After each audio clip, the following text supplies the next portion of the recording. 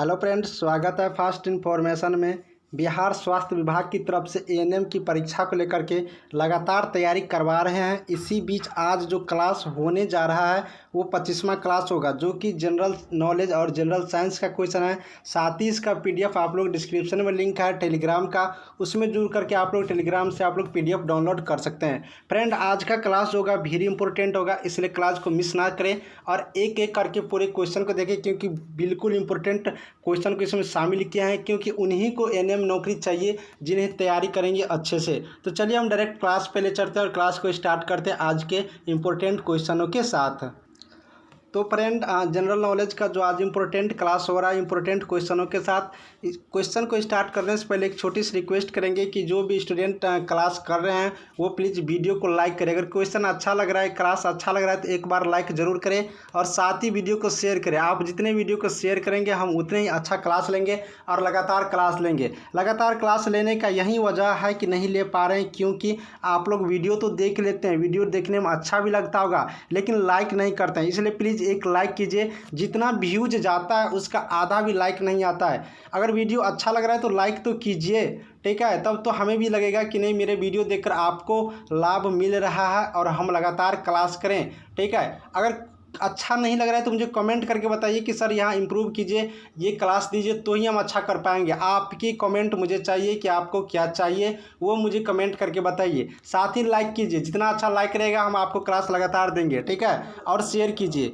चलिए हम वीडियो को स्टार्ट करते हैं पहला क्वेश्चन के साथ, जो कि इम्पोर्टेंट क्वेश्चन है।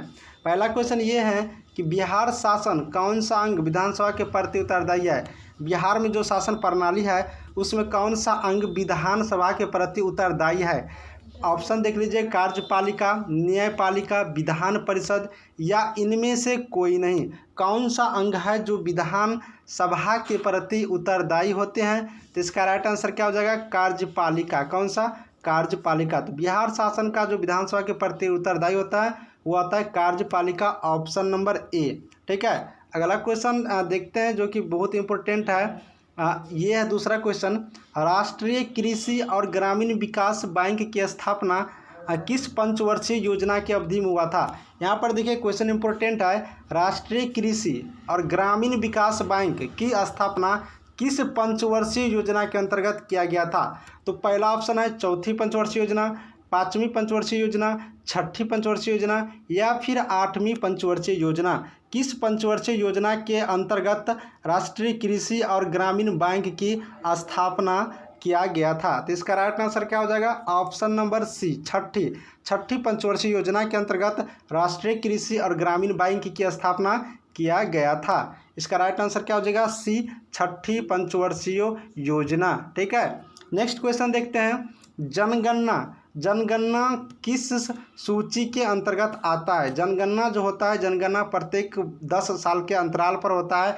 2011 में जनगणना हुआ था, अब 2022 में जनगणना होना है। तो आप लोग को जो जनगणना होता है वो जनगणना किस सूची के अंतर्गत आता है? देखिए यहाँ पर 3 सूची भारत में चल रहा है, संघ सूची, राज्य सूची, समवर्ती सूची। तो जनगणना जो है वो किस सूची के अंतर्गत रखा गया है? ऑप्शन है संघ सूची, राज्य सूची या समवर्ती सूची या इनमें से कोई नहीं। किस सूची के अंतर्गत? तो इसका राइट आंसर हो जाएगा ऑप्शन नंबर ए, संघ सूची के अंतर्गत। संघ सूची के अंतर्गत जनगणना को रखा गया, यानी कि ऑप्शन नंबर ए यहाँ पर याद रखना है। नेक्स्ट क्वेश्चन चलते हैं, जो कि वेरी इंपॉर्टेंट क्वेश्चन है। ये क्वेश्चन है कि भारत का संविधान किस सूची के अंतर्गत आता है? भारत का जो संविधान है, संविधान का जो रचना किया गया है, संविधान का जो गठन किया गया, वो संविधान किस सूची के अंतर्गत आता है? ऑप्शन की तरफ चलते हैं। संघ सूची, राज्य सूची, समवर्ती सूची या फिर इनमें से कोई नहीं। किस सूची के अंतर्गत भारत का संविधान आता है? तो ऑप्शन आपने देख लिया। इसका राइट आंसर की तरफ अब बढ़ते हैं, तो लगाइए आप लोग राइट आंसर क्या होगा? तो भारत का जो संविधान है वो रखा गया आप लोग को राज्य सूची के अंतर्गत। किस सूची के अंतर्गत? राज्य सूची के अंतर्गत। ऑप्शन नंबर बी याद रखेंगे, भारत का संविधान राज्य सूची के अंतर्गत रखा गया है। इस तरह से नेक्स्ट क्वेश्चन आपको दिखाते हैं। देखिए जितना भी क्वेश्चन अब हम करवा रहे हैं ना, बिल्कुल आप लोग अच्छी तरीके से याद रखिए, क्योंकि यही क्वेश्चन बार बार कंपटीशन एग्जाम में पूछे जाते हैं। आप लोग को जो एग्जाम होगा उसमें इसी टाइप के क्वेश्चन बार बार पूछे जाते हैं, ठीक है। इसलिए हर एक क्वेश्चन को नोट बना लीजिए, या फिर आप लोग टेलीग्राम का जो हम लिंक दे दिया वहाँ जुड़ करके PDF डाउनलोड कर लिए। जो आसानी हो वैसे कीजिए, लेकिन लगातार पढ़ते रहिए। अब लगातार क्लास होगी, ठीक है। तो ये मेरा क्वेश्चन है 5वां कि मछलियों के यकृत के तेल में कौन सा विटामिन होते हैं। मछली होते हैं उनके यकृत होते हैं, उनके तेल में जो होते हैं एक विटामिन, वो कौन सा विटामिन होता है। तो मछली के तेल में जो विटामिन होते हैं, option vitamin C, vitamin E, vitamin D या फिर विटामिन B। कौन से होते हैं मछली के यकृत के तेल में विटामिन, ठीक है। तो मछली के यकृत के तेल में जो विटामिन होते हैं वो विटामिन D होते हैं। कौन सा विटामिन होते हैं, विटामिन D। तो विटामिन D याद रखेंगे मछली के तेल में होते हैं, ठीक है। चलिए नेक्स्ट क्वेश्चन की तरफ बढ़ते हैं। ग्रह, क्षुद्र ग्रह किन दो ग्रहों के बीच होते हैं। यहाँ पर लिख लीजिएगा बीच, ठीक है। यहाँ पर बीच लिख लीजिएगा, बीच यहाँ पर लिखना छूट गया, ठीक है। क्षुद्र ग्रह किन दो ग्रहों के बीच होता है। ऑप्शन देख लीजिए, मंगल और बृहस्पति, मंगल और बुध, बुध और अरुण, शनि और पृथ्वी। किन दो ग्रहों के बीच क्षुद्र ग्रह होते हैं, ठीक है। बताना है आप लोग को राइट आंसर, बताइए फटाफट क्या होगा राइट आंसर। चलिए अब हम बताते हैं आप लोग को राइट आंसर कि क्षुद्र ग्रह जो होते हैं वह दो ग्रहों के बीच होते हैं। वो दो ग्रह कौन कौन से हैं, मंगल और बीच, मंगल और बृहस्पति। बृहस्पति यहाँ पर सही कर लीजिएगा।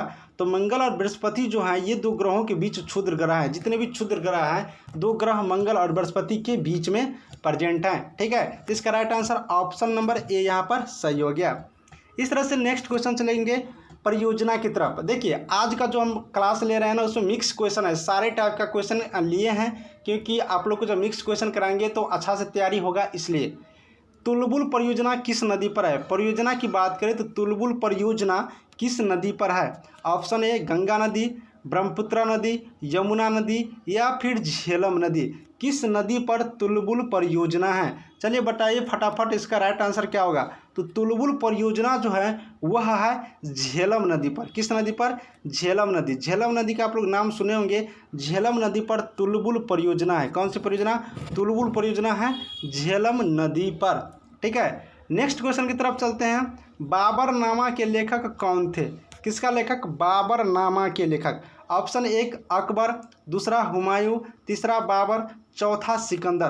तो बाबरनामा के लेखक कौन थे आप लोग को बताना है। बाबरनामा के लेखक कौन है, ठीक है। तो चलिए अब हम राइट आंसर की तरफ बढ़ेंगे। बाबरनामा के जो लेखक थे वह बाबर थे। कौन थे, बाबर थे। याद रखिएगा बाबरनामा से बाबर, यानी कि बाबर जो थे वही बाबरनामा को लिखा था, ठीक है। तो ऑप्शन पर राइट आंसर सी, यानी कि राइट आंसर सी हो गया, जो कि बाबरनामा के लेखक थे। नेक्स्ट क्वेश्चन की तरफ बढ़ेंगे, दिवस की तरफ। अंतर्राष्ट्रीय महिला दिवस कब मनाया जाता है। अंतर्राष्ट्रीय महिला दिवस कब मनाया जाता है। ऑप्शन एक देख लीजिए, 10 मार्च, 18 मार्च, 8 मार्च या फिर 9 मार्च। तो अंतर्राष्ट्रीय महिला दिवस की यहाँ पर बात चल रही है, तो बताइए राइट आंसर क्या होगा। अंतर्राष्ट्रीय महिला दिवस कब मनाया जाता है। तो अंतर्राष्ट्रीय महिला दिवस जो मनाया जाता है वो मनाया जाता है 8 मार्च को। कब मनाया जाता है, 8 मार्च को। तो याद रखिएगा option number C, option number C जो है 8 मार्च को अंतर्राष्ट्रीय महिला दिवस मनाया जाता है। बार बार क्वेश्चन पूछा भी गया है कितनी बार एग्जामों में, इसलिए याद रखेंगे 8 मार्च अंतर्राष्ट्रीय महिला दिवस, ठीक है। इस तरह से नेक्स्ट क्वेश्चन चलते हैं। एक फिजिक्स का क्वेश्चन है यहाँ पर। प्रकाश वर्ष किसका मात्रक है। प्रकाश वर्ष, प्रकाश वर्ष किसका मात्रक है। समय का, दूरी का, मौसम का या फिर इनमें से कोई नहीं। बताइए प्रकाश वर्ष किसका मात्रक है, ठीक है। प्रकाश वर्ष जो है किसका मात्रक है, ऑप्शन बता दिए हैं, बताइए क्या होगा राइट आंसर। तो प्रकाश वर्ष जो मात्रक है वह एक दूरी का मात्रक है। किसका मात्रक है, दूरी का। तो याद रखिएगा दूरी का मात्रक क्या है, एक प्रकाश वर्ष होते हैं। ऑप्शन नंबर यहाँ पर बी राइट आंसर, प्रकाश वर्ष दूरी का मात्रक है। जितने भी स्टूडेंट वीडियो देख रहे हैं इसमें हम इंपॉर्टेंट क्वेश्चन लिए, मिक्स क्वेश्चन लिए, जिससे आपको सारा चीज़ तैयारी रहे और आपका जो 20 क्वेश्चन पूछा जाएगा जीके जीएस से, वो 20 क्वेश्चन यानी कि 20 मार्क के लिए ये हम आपको दिलाकर छोड़ेंगे। इसलिए वीडियो को मिस ना करें और प्ले लिस्ट में जाइए, वहाँ पर बहुत सारे वीडियो डाल दिए हैं। ANM एग्जाम लिखा हुआ है प्ले लिस्ट में, ANM एग्जाम, वहाँ पर क्लिक करके ढेर सारे वीडियो वहाँ पर अपलोड है। बहुत सारे क्लास लिए, टेस्ट सीरीज है, वो सारे अटैम्प्ट कीजिए, देखिए और अच्छे से तैयारी कीजिए, ठीक है। चलिए नेक्स्ट क्वेश्चन की तरफ चलते हैं। नेक्स्ट प्रश्न देखते हैं जो कि वेरी इंपॉर्टेंट है। ये मेरा 11वां क्वेश्चन होगा। मानव शरीर का सामान्य तापमान कितना होता है? जब मानव को बुखार लग जाता है, व्यक्तियों को बुखार लग जाता है तो उसमें तापमान हो जाता है। तो मानव शरीर का सामान्य तापमान यानी कि जनरली कितना तापमान होना चाहिए, ठीक है, सो बताना है। तो ऑप्शन देख लीजिए। पहला क्या है 37 डिग्री सेल्सियस, दूसरा क्या है 44 डिग्री सेल्सियस, तीसरा 39 और डी 97 डिग्री सेल्सियस। तो मानव शरीर की यहाँ पर बात करें तो मानव शरीर का जो सामान्य तापमान होता है, जनरली जो उसका टेम्परेचर रहता है वो 37 डिग्री सेल्सियस रहता है। कितना होता है? 37 डिग्री सेल्सियस। यानी कि ऑप्शन नंबर ए यहाँ पर याद रखेंगे। मानव शरीर का सामान्य तापमान कितना हो गया? 37 डिग्री सेल्सियस। नेक्स्ट क्वेश्चन देखते हैं। भारत छोड़ो आंदोलन का नारा किसने दिया था? भारत छोड़ो आंदोलन का नारा किसने दिया था? Option number 1 Subhash Chandra Bose, option B Indira Gandhi, option C Bal Gangadhar तिलक या ऑप्शन डी महात्मा गांधी। तो भारत छोड़ो आंदोलन का जो नारा दिया था वो किसने दिया था? बताइए राइट आंसर क्या होगा? तो भारत छोड़ो आंदोलन का जो नारा दिया था वह महात्मा गांधी ने। कौन दिए थे? Mahatma Gandhi. Option number D यहाँ पर याद रखिए, ऑप्शन डी महात्मा गांधी भारत छोड़ो आंदोलन का नारा दिए थे। Option number D Mahatma Gandhi. इस तरह से नेक्स्ट क्वेश्चन देखेंगे। राशियों की संख्या कुल कितने हैं?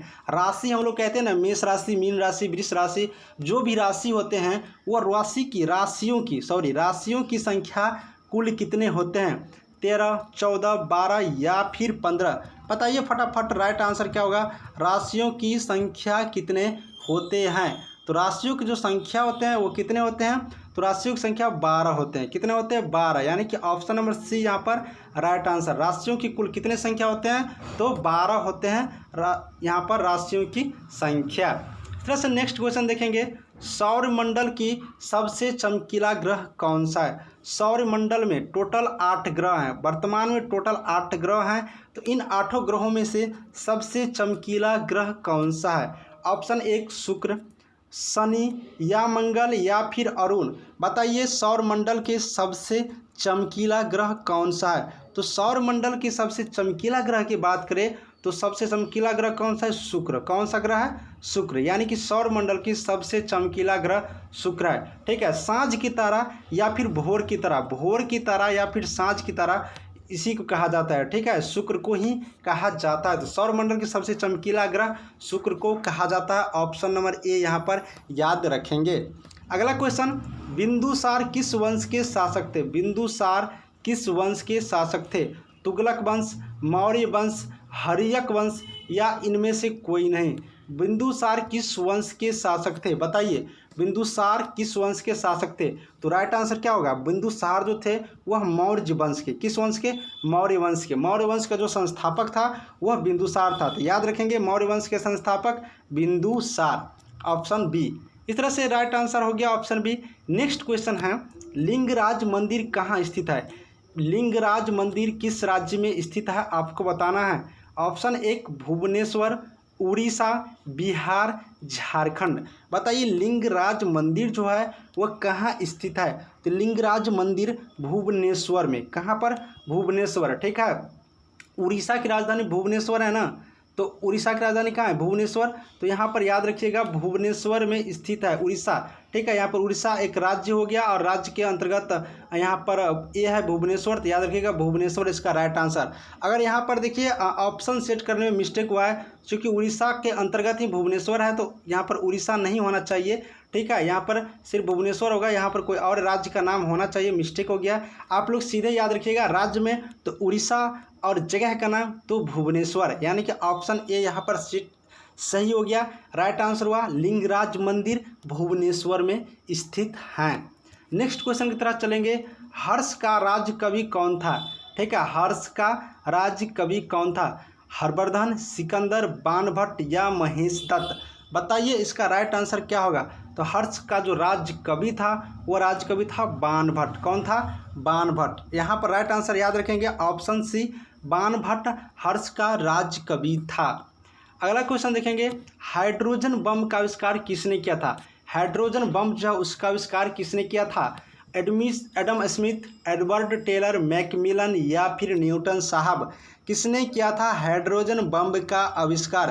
तो हाइड्रोजन बम का जो आविष्कार किया था एडवर्ड टेलर महोदय ने। एडवर्ड टेलर महोदय ने हाइड्रोजन बम का आविष्कार किया था, यानी कि right answer option number B, hydrogen bomb का जो आविष्कार किया था एडवर्ड टेलर महोदय ने।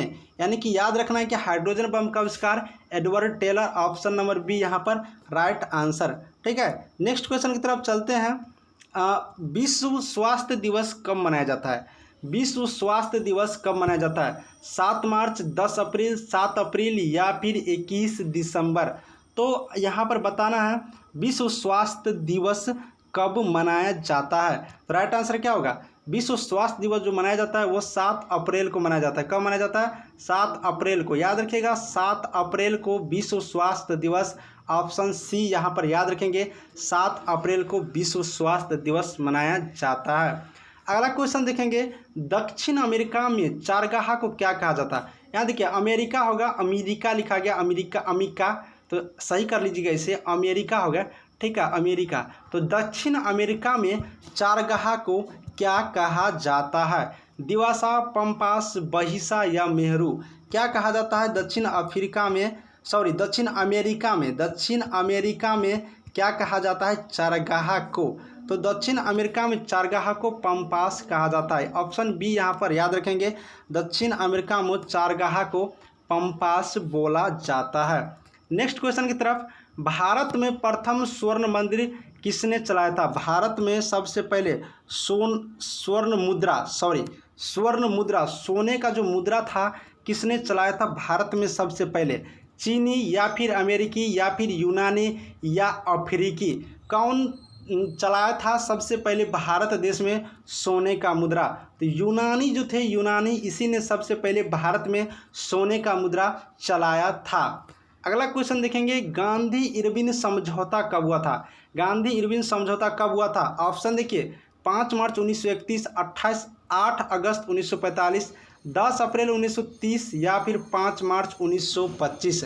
तो गांधी इरविन समझौता हुआ था 5 मार्च 1931 ईस्वी को। ऑप्शन ए यहाँ पर याद रखेंगे, गांधी इरविन समझौता 5 मार्च 1931 ईस्वी को हुआ था। इस तरह से नेक्स्ट क्वेश्चन की तरफ चलेंगे, योजना आयोग का अध्यक्ष कौन होता है? राष्ट्रपति, मुख्यमंत्री, राज्यपाल या फिर प्रधानमंत्री? योजना आयोग का जो अध्यक्ष होता है कौन होता है? योजना आयोग का अध्यक्ष, योजना आयोग का अध्यक्ष उस देश के प्रधानमंत्री होते हैं, यानी कि प्रधानमंत्री होते हैं योजना आयोग के अध्यक्ष। तो वर्तमान में जो प्रधानमंत्री हैं भारत देश के, वो कौन है? नरेंद्र मोदी। तो नरेंद्र मोदी साहब अभी महोदय योजना आयोग के अध्यक्ष है। तो याद रखेंगे योजना आयोग के अध्यक्ष प्रधानमंत्री होते हैं, यानी कि वर्तमान में योजना आयोग के अध्यक्ष नरेंद्र मोदी हैं।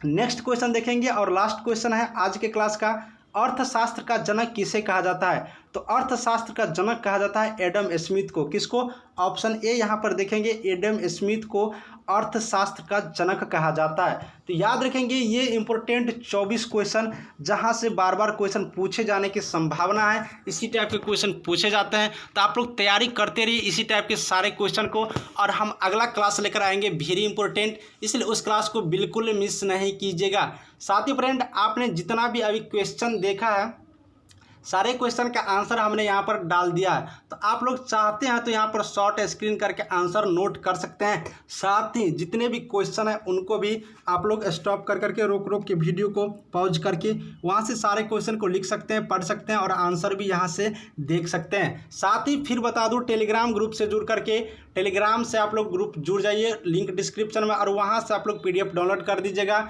हम वहाँ पर सारे PDF को वहाँ पर डाल देते हैं, वीडियो भी डाल देते हैं, वहाँ से भी क्लास कर सकते हैं। तो फ्रेंड, अगले वीडियो में मिलेंगे अच्छे क्वेश्चनों को लेकर के। देखते रहिए फास्ट इन्फॉर्मेशन। कोई डाउट हो तो कमेंट सेक्शन में लिखिएगा। साथ ही टेलीग्राम ग्रुप में जुड़ करके वहाँ से भी क्वेश्चन पूछ सकते हैं। अगला क्लास वेरी इंपॉर्टेंट रहेगा, इसलिए फ्रेंड आप लोग मिस ना करिएगा। मिलेंगे अगले क्लास में। देखते रहिए फास्ट इन्फॉर्मेशन। Thank you.